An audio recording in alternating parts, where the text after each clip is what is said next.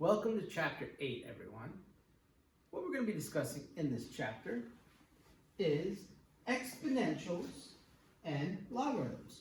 We're going to start off with Chapter 8.a, Exponential Functions. In this lesson, what we're going to do is be able to understand how to identify an exponential function, how to find out what f of x of an exponential function given what x is, and how to determine if a point satisfies an exponential function. This is probably one of the easier ones of the chapter, and we're just going to keep on building up until we get through them all. So let's get going. This is what you're going to be able to accomplish. My goal is to be able to teach you how to accomplish solving a problem like this by the end of these sets of lessons. All right, so what it says is, we're not going to solve it now, but we'll solve it in a little bit. A petri dish, contains a colony of 10 million bacteria. It takes 1 hour for each one of these bacteria to divide into 2 bacteria. So 1 turns into 2 after 1 hour. After 2 hours, the 2 turn into 4, and so on. This table shows the population in B millions, so it's in millions, of bacteria after time and hours. So after 0 hours, you start with 10 million bacteria. Okay, if all 10 million of those split into 2, after 1 hour you have 20 million. After 2 hours, 40 million, 380, 4, 160. Okay, so the first thing we're going to be able to do is figure out what type of sequence do these values form. If B is plotted against T, what shape do these plots form on the graph? Is it reasonable to connect these points with a smooth curve? And what function can be used to model the bacteria population over time? Now, the goal of this isn't at the end of today's lesson. It's going to be the goal after all these lessons in general. Now, we're going to start with this opening problem now, and I'm going to explain something to you as we go. Number 1. The growth of bacteria in the opening problem is shown on this graph. So I graphed it for you, made it nice and easy. The bacteria do not divide all at the same time. They divide at different times. They divide throughout the hour. The population is therefore continually growing. So it grows, it doesn't just jump from here to here. It has a growth between the two, okay? And it's reasonable to join the points with a smooth curve. It's not a straight curve here. You wouldn't go straight, straight, straight, straight. Not how it works, okay? We can use the curve to estimate the population of bacteria at different times. All right? So if we connected it with a smooth curve, as you can see, a general nice sloping curve, okay? At different times other than on the hours. For example, after 1.5 hours right here, 1.5, halfway between 1 and 2, we can go, okay, we're going to go up here, and then we're going to fire that line over there, and that's about at 28. There's about 28 million bacteria present. Now, if we just made straight lines between this, we would say after 1.5 hours, there's 30 million bacteria present. So having the curve does make a big difference. Difference in 2 million, that's a lot. We can also model the bacteria population using a function, and we're going to figure out what those functions are momentarily. Right? Now, from our previous work on sequences, which we did in the previous lessons, we observed that the population after each hour, it forms something called a geometric sequence with a ratio of 2. All right, the general term of the sequence is B of t, bacteria in terms of time, equals 20 times 2 to the t minus 1. Okay, where t is all natural numbers, is an integer number of hours. Okay, so the hours have to be an integer. Obviously, you can't have negative.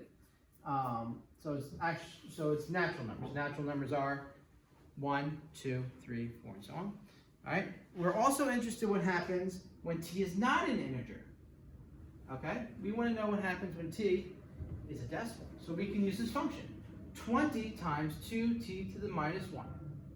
Now, what we could do is we could break down this function, and we can create an easier function.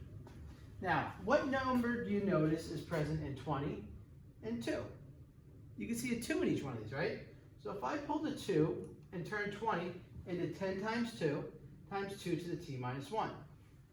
Now, is there any way to further reduce this? We can. Watch.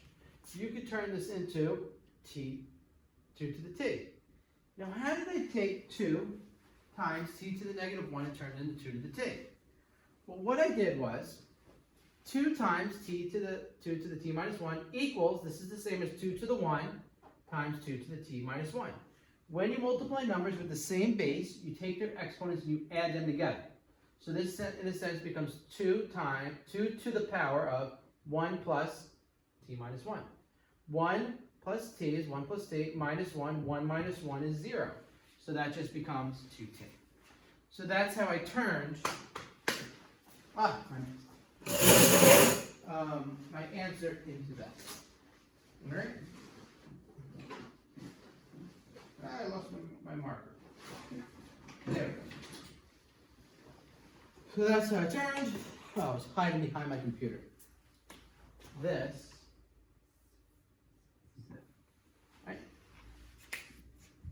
In this chapter, we'll study exponential functions and what their applications are in both growth and decay. All right? We'll also study logarithms, which are the inverse of exponential functions. So you wouldn't really want to study one without the other. First off, what is an exponential function? All right. Anyone? Good? Correct.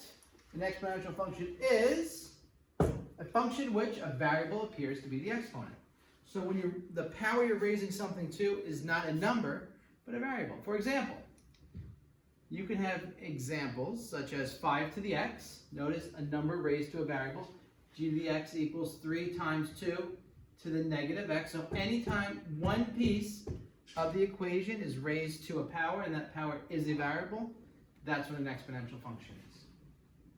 Okay? Now, you can solve these.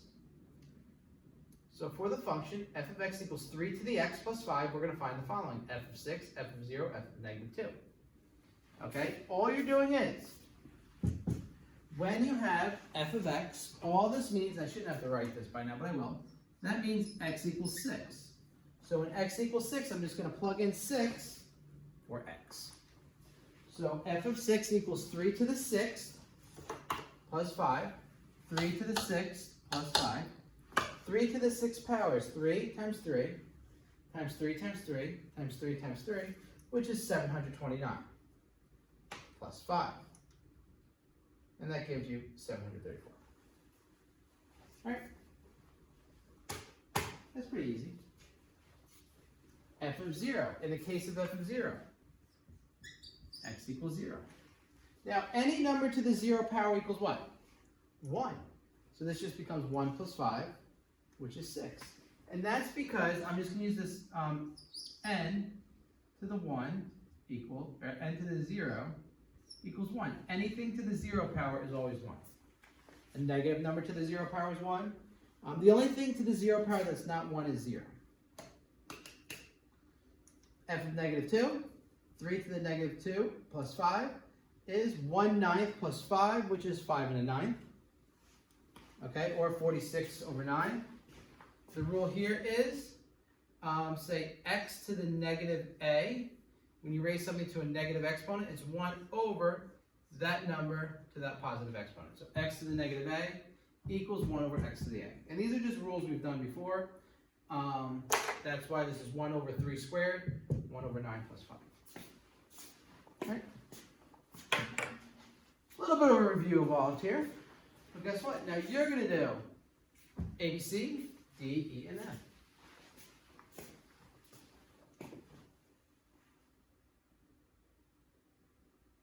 All right, let's go check out your answers. Determine whether they're just an exponential function. Now, an exponential function is a function where the variable appears to be the exponent. So only if you have a letter as the exponent, it is. So, ready? Let's go. Yes or no? Yes, see that? What's that up there? That is an x. Since that is an x, yes. Guess what? The variable x appears to be the exponent. It is an exponential function. Right? What about B? There we go, yes. Why? The variable x appears to be in the exponent. 2x. What about C? Y equals x cubed minus 3. Well, what's the exponent? Is a 3. That is a no. The variable x does not appear to be the exponent. See how easy it is? What about D? Negative x. That's a yes. Variable x appears to be the exponent. What about E? Well, the square root of x is x to the 1/2. So 1/2 is our exponent, which is not x. The variable x does not appear to be the exponent. And you don't have to write these things. I don't even know why I did. And F, x over 2. Variable x over 2 appears to be the exponent. So it is indeed a function that is an exponential function. All right?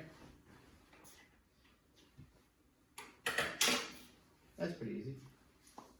Now why don't you try problem 2. Problem 2 is just like example number 1.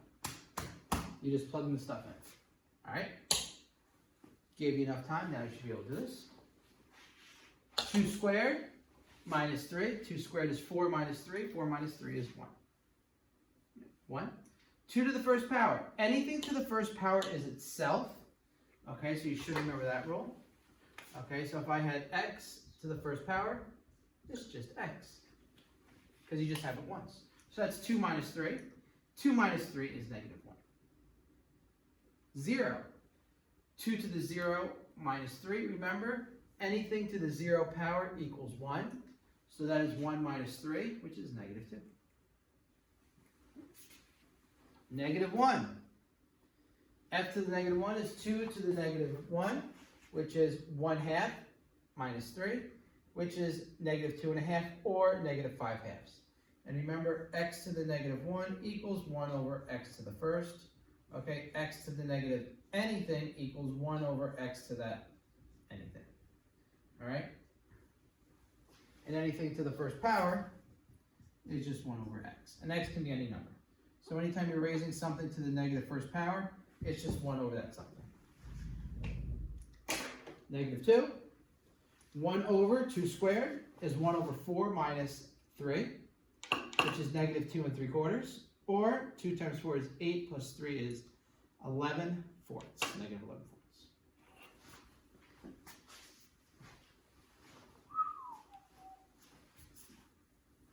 Easy lesson. Easy lesson. Wait till we get to 8.D. Then you won't say easy anymore. Number 3.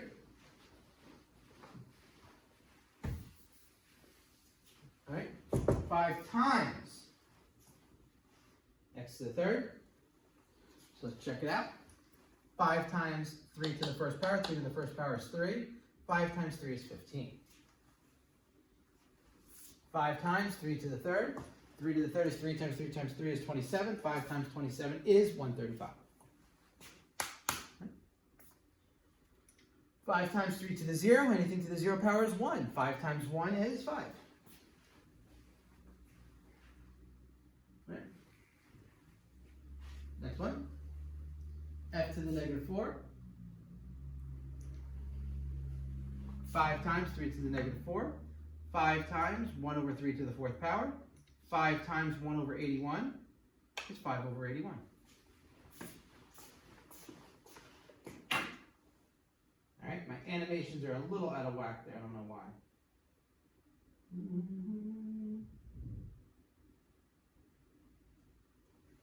All right. There's your 5 times 1 over 81, which is the same as 5 over 1 times 1 over 81. Negative 1, 5 times a third. 5 times 1 over 3 to the first is 5 times 1 over 3, which is 5 over 3. All right. And those are the answers to problem number 3.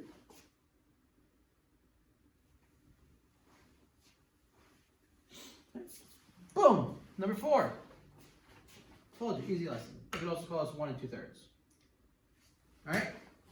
Same concept again.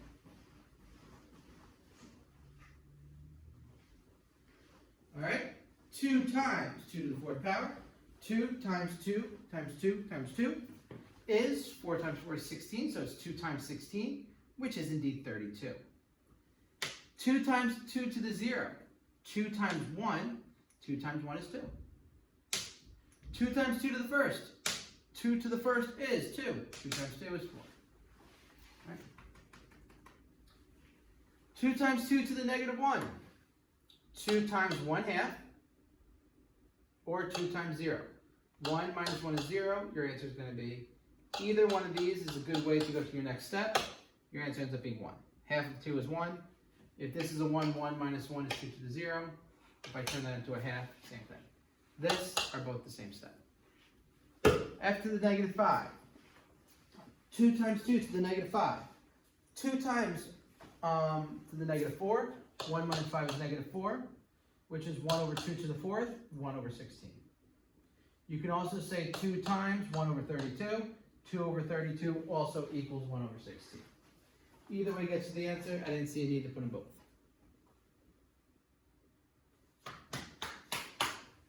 Five. This is getting in your number sense, one of the most overlooked pieces of math when you get older. G to the first, 5 to the negative 1, 1 over 5. 3, 5 to the negative 3, 1 over 5 to the third, 1 over 125. G to the 0, 5 to the negative 0. Negative 0 just equals 0. So it's 5 to the 0, which is 1. Right? G to the negative 2. When you have a negative negative 2, that becomes 5 to the positive 2, or 5 squared. 5 squared is 25. G to the negative 3. When you have G to the negative 3, that equals 5 to the negative negative 3. 2 negatives is a positive. 5 to the third power is 125. Okay.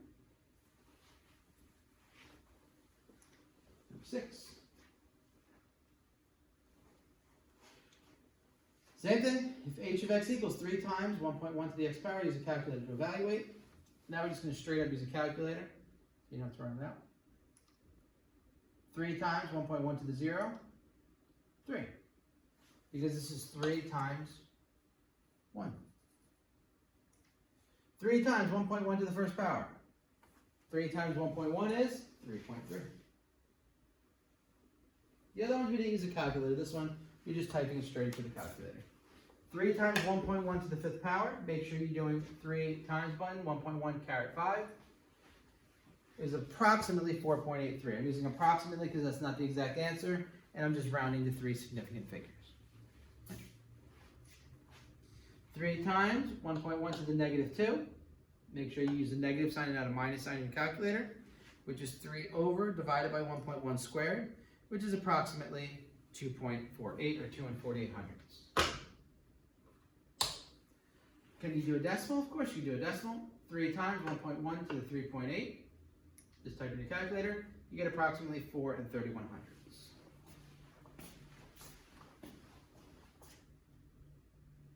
This lesson seems too easy, doesn't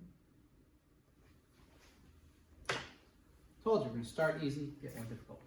Determine whether the given point satisfies the exponential function. So what you're going to do is you're going to plug in your blue for your y, red for your x, and then if they equal each other, it satisfies it. If they don't equal each other, it doesn't satisfy it.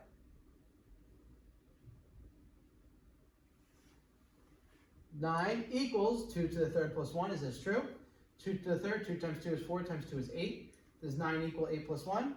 Yes, 9 does equal 9. Boom. Yes, it satisfies the equation. All right.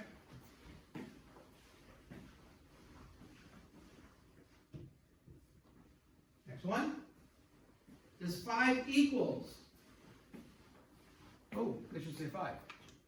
Aha! I thought it was so good too. Wait, should that be a 2? Uh-oh. I don't know what the book says.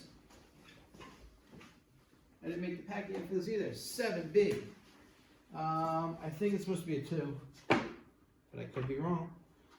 This is 8 points. So do B and C real quick as I go check my answer. 8A, 8A7, 2 to the x plus 1. B should be 5 to the 2x. All right, so this should say it's 5 equals 5 to the 2x. Does 5 equal 5 to the 2 times 1? All right. This whole thing's going to be messed up. Does 5 equal 5 squared? Does Does 5 equal 25? And the answer is no.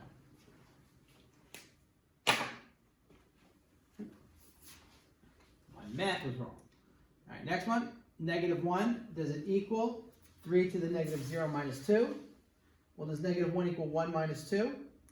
Does -1 equal -1? Of course it does. So C is correct.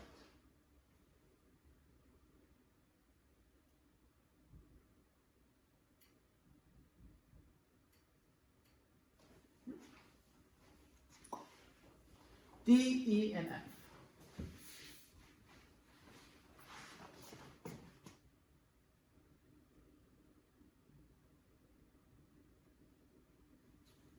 What do you got? Well, there's 3 equals 6 times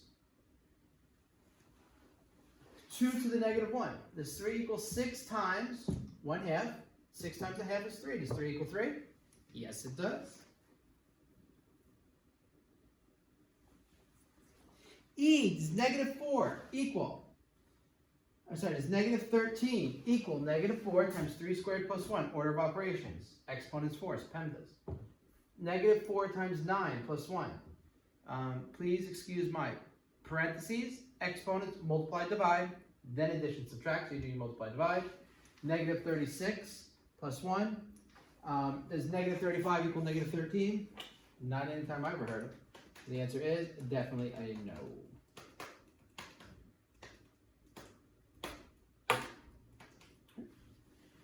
F.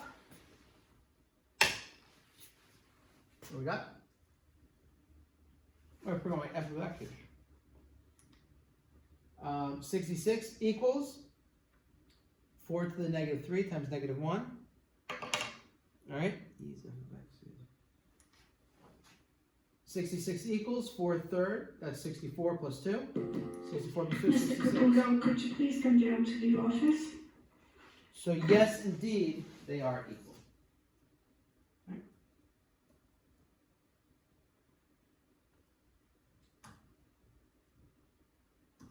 There you go. They got all those?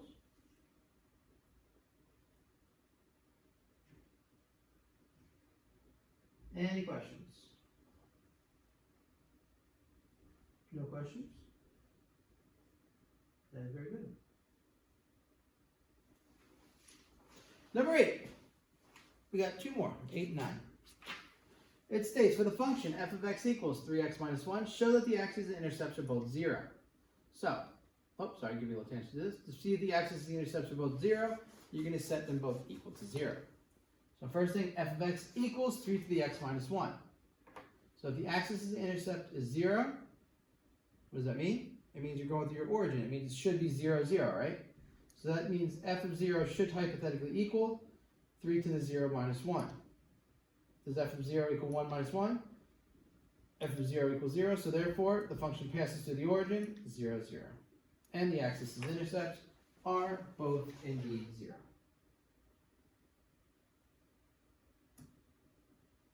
Right?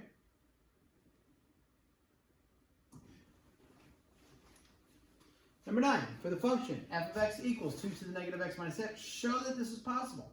So if the y-intercept is -7, and then the x-intercept is -3. What do we know about the y-intercept? When the y-intercept is -7, what does x have to equal? 0.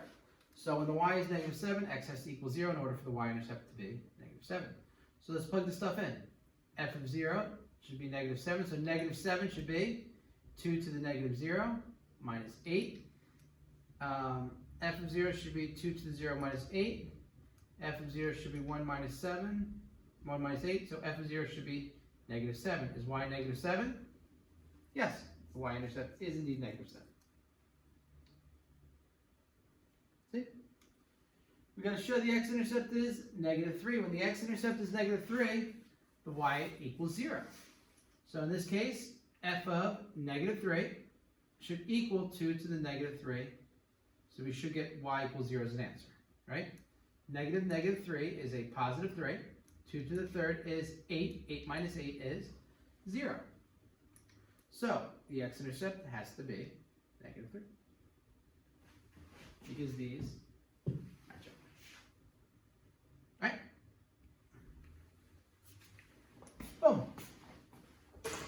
that completes first lesson, 8.8 of exponential functions. We'll continue tomorrow, expanding on this idea and doing much better. So until the next time, see you tomorrow.